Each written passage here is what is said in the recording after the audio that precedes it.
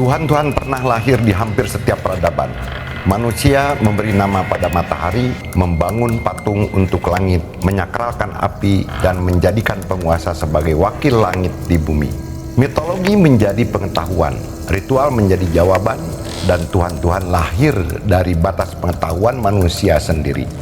Peradaban berubah, ilmu berkembang, dan satu persatu Tuhan-Tuhan lama mulai kehilangan relevansinya. Dewa petir runtuh oleh fisika, dewa matahari runtuh oleh astronomi, dewa laut runtuh oleh navigasi dan sains modern.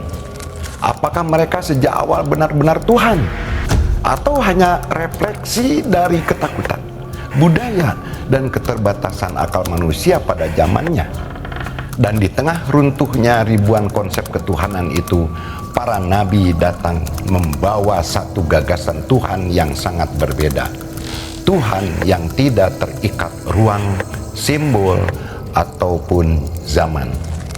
Sejarah manusia bukan hanya sejarah tentang lahir dan runtuhnya peradaban, tetapi juga sejarah panjang tentang bagaimana manusia terus mencari sesuatu yang layak untuk dijadikan Tuhan.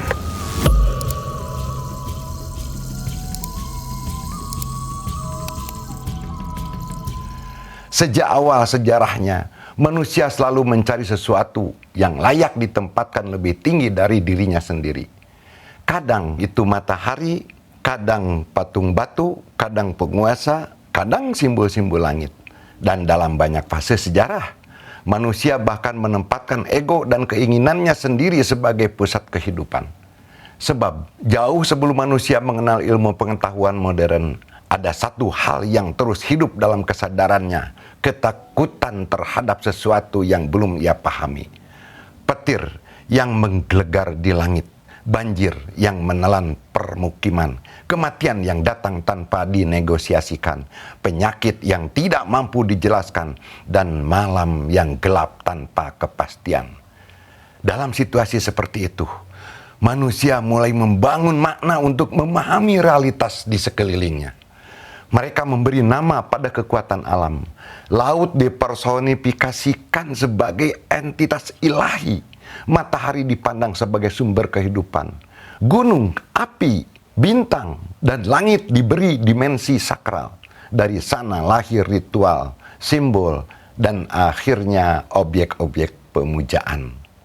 Namun Al-Quran membawa pembacaan yang jauh lebih mendalam, bahwa akar utama penyembahan bukan sekedar patung atau simbol fisik, melainkan kecenderungan manusia menjadikan hawa nafsu, ketakutan, dan konstruksi budayanya sendiri sebagai pusat kebenaran. Berangkat dari Quran, surat Fussilat ayat 37. A'udzubillahi minasyaitonirrajim. La tasjudu lisyamsi wala lil qamar. Janganlah bersujud kepada matahari dan jangan pula kepada bulan, tapi bersujudlah kepada Allah yang menciptakannya. Dan ketika Ibrahim mempertanyakan masyarakatnya, ma hadhi tamathilul lati antum laha aqifun. Patung-patung apakah ini yang kamu tekun menyembahnya? Surat Al-Anbiya ayat 52. Qalu bal natabi'u ma alfaina alaihi aba'ana. Kami hanya mengikuti apa yang kami dapati dari nenek moyang kami. Di dalam surat Al-Baqarah ayat 170. Kemudian diakhiri oleh Quran surat Al-Jasiyah ayat 23. Apara'aita manittakhadha ilahahu hawa. Maka apakah kamu melihat orang yang menjadikan hawa nafsunya sebagai Tuhannya? Yang sedang dipersoalkan sesungguhnya bukan hanya penyimpangan, melainkan cara manusia mewariskan keyakinan tanpa lagi mempertanyakan dasar kebenarannya. Sepanjang sejarah, hampir setiap peradaban besar melahirkan sistem ketuhanannya sendiri. Di Mesopotamia muncul bangsa Sumeria, Babilonia, dan Asur dengan kosmologi dewa-dewa langit dan kekuasaan. Di dunia Mediterania berkembang mitologi Yunani dan Romawi. Bangsa Nordik membangun narasi ketuhanan yang lahir dari dunia perang dan iklim keras.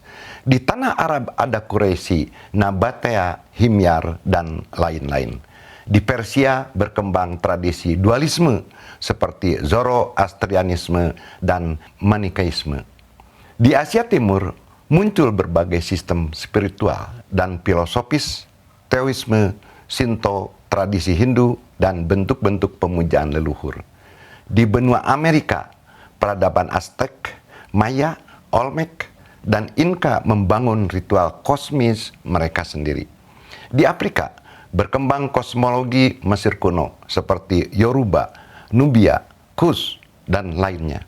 Dan di Nusantara pun, sebetulnya sampai hari ini, masyarakat mengenal berbagai tradisi spiritual lokal yang masih berkembang. Masing-masing lahir dari konteks geografis, ketakutan kolektif, struktur sosial, dan keterbatasan pengetahuan pada zamannya.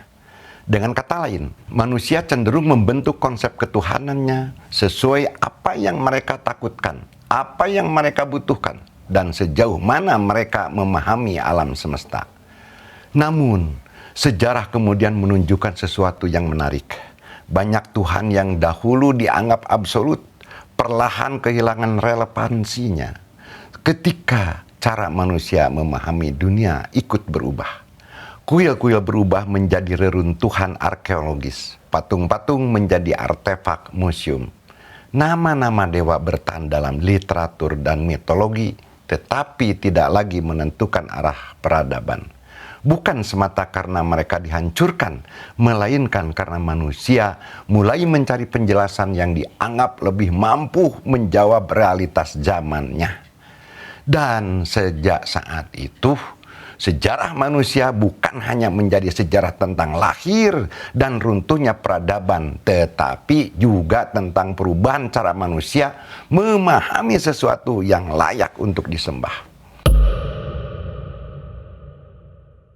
Ada satu pertanyaan, bagaimana mungkin miliaran manusia sepanjang sejarah pernah mempercayainya dengan begitu serius?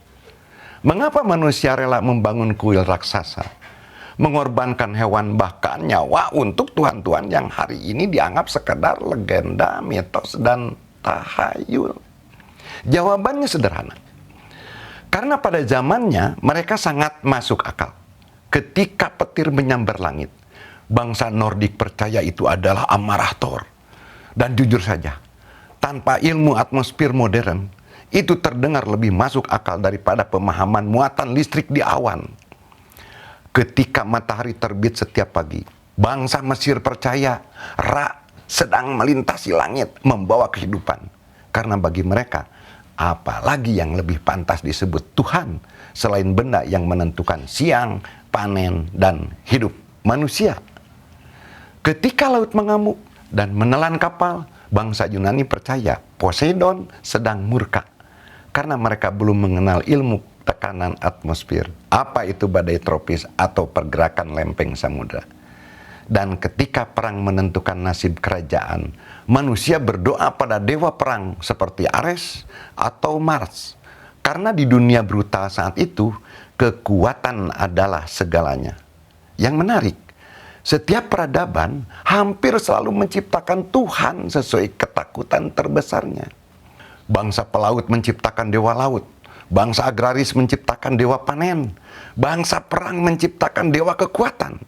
Seolah-olah manusia sedang berkata, kami tidak memahami dunia ini, maka kami akan menciptakan sosok yang mengendalikannya. Dan jangan salah, dewa-dewa itu dulu bukan kepercayaan pinggiran. Mereka menguasai politik, hukum, ekonomi, bahkan arah peradaban. Raja-raja memerintah atas nama dewa. Perang dilakukan atas nama dewa. Rakyat tunduk karena takut murka dewa. Bahkan sebagian penguasa akhirnya tidak puas hanya mewakili Tuhan. Mereka ingin menjadi Tuhan itu sendiri.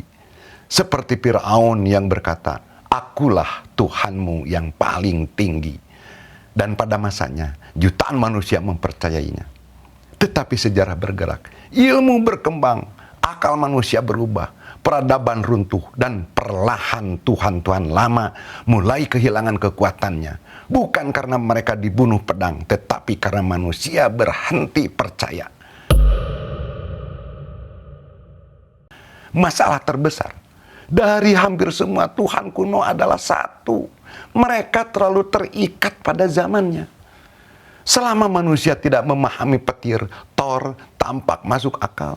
Tetapi setelah manusia memahami listrik atmosfer, Thor perlahan berubah dari penguasa langit menjadi karakter film dan legenda budaya pop. Selama manusia tidak memahami matahari, Ra terlihat seperti pusat kehidupan. Tetapi setelah astronomi berkembang, tidak banyak lagi manusia yang memandang matahari sebagai Tuhan. Selama laut terasa misterius, Poseidon tampak menakutkan. Tetapi setelah manusia memahami arus laut, badai, dan navigasi modern, Poseidon kehilangan pekerjaannya. Inilah kenyataan pahit yang jarang dibahas banyak Tuhan dalam sejarah gagal bertahan menghadapi modernitas.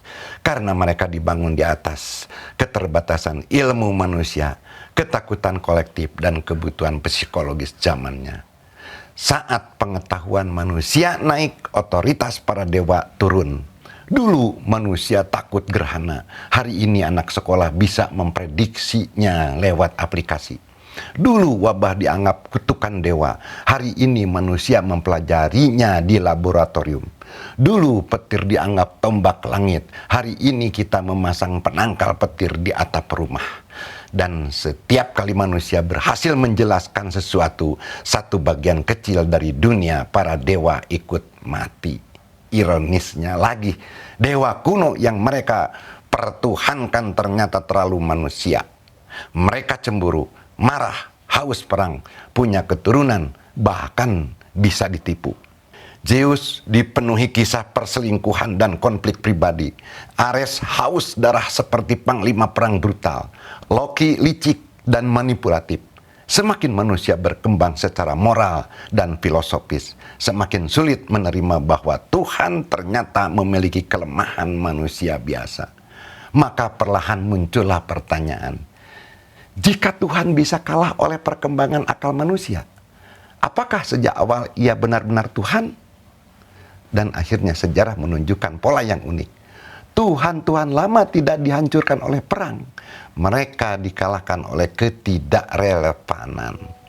Kuil-kuil mereka masih berdiri sebagai museum. Patung-patung mereka masih dipotret wisatawan. Nama mereka masih hidup. Tetapi bukan lagi sebagai penguasa dunia, melainkan hanya artefak budaya. Karena manusia modern tidak lagi membutuhkan dewa hujan saat mereka memiliki satelit cuaca. Manusia modern tidak lagi membutuhkan dewa panen saat mereka memiliki kekayaan pertanian. Manusia modern tidak lagi membutuhkan dewa petir saat mereka memahami fisika. Oleh karena itu, arah peradaban manusia perlahan berubah melalui gagasan yang dibawa para nabi. Sebuah gagasan tentang Tuhan yang tidak terikat pada patung, simbol, wilayah, ataupun fenomena alam, melainkan ajaran tauhid. Gagasan yang melampaui ruang dan waktu serta tidak runtuh oleh perubahan zaman dan perkembangan pengetahuan manusia. Dalam sejarah peradaban manusia, ada satu perubahan besar yang mengubah cara manusia memahami realitas. Pergeseran dari banyak Tuhan menuju satu Tuhan. Ini bukan sekedar perubahan agama. Ia adalah revolusi cara berpikir. Pada fase awal peradaban, konsep ketuhanan umumnya bersifat lokal dan fungsional. Setiap kekuatan alam memiliki representasinya sendiri. Langit memiliki dewa, laut memiliki dewa, perang memiliki dewa, kesuburan memiliki dewa. Konsep seperti ini sangat masuk akal bagi masyarakat kuno karena dunia saat itu masih dipahami secara terfragmentasi. Manusia belum melihat alam sebagai sistem yang utuh. Mereka melihat realitas sebagai kumpulan kekuatan yang saling bersaing. Karena itu, ketuhanan pun dibayangkan dalam bentuk banyak otoritas. Namun seiring perkembangan kesadaran manusia, muncul pertanyaan filosofis yang jauh lebih dalam. Jika alam semesta berjalan dalam keteraturan yang konsisten, mengapa penguasanya harus banyak? Mengapa hukum alam terlihat harmonis apabila realitas dikendalikan oleh banyak kehendak absolut? Di titik inilah monoteisme menjadi sangat menarik secara intelektual. Ia menawarkan gagasan bahwa seluruh realitas berasal dari satu sumber tunggal, bukan sekadar Tuhan paling kuat di antara Tuhan lain, melainkan satu entitas absolut yang tidak dilahirkan, tidak bergantung pada alam, tidak terikat ruang dan budaya, dan menjadi sumber dari seluruh keteraturan tatanan alam semesta. Al-Quran merumuskan gagasan ini secara sangat singkat namun filosofis. A'udzubillahi minasyaitonirrajim. Lau kana fihima alihatun illallahu la fasadata. Sekiranya di langit dan di bumi ada Tuhan-Tuhan selain Allah, niscaya keduanya telah rusak. Surat Al-Anbiya ayat 22. Ayat ini bukan hanya argumen teologis, tetapi juga argumen tentang kesatuan hukum realitas yang menarik seluruh nabi dalam tradisi Abrahamik membawa arah yang sama. Dari Nabi Adam hingga Nabi Muhammad, pesan fundamentalnya relatif konsisten, bahwa manusia tidak boleh memecah sumber ketuhanan ke dalam simbol-simbol dunia. Ibrahim menolak kultus benda langit, Musa menentang pengutusan penguasa absolut, Isa mengkritik formalisme spiritual tanpa substansi moral, dan Muhammad datang ketika masyarakat Arab menjadikan simbol-simbol kesukuan sebagai objek sakral. Seolah ada satu pola yang terus berulang dalam sejarah kenabian. Manusia selalu cenderung mengubah sesuatu yang terbatas menjadi sesuatu yang absolut. Dalam konteks itu, Al-Quran juga menyebut kaum Majusi yang dikenal melalui tradisi dualisme kosmik, pertarungan antara cahaya dan kegelapan. Secara historis, gagasan dualisme muncul dari upaya manusia menjelaskan mengapa kebaikan dan kejahatan sama-sama hadir di dunia. Namun tauhid menawarkan pendekatan berbeda.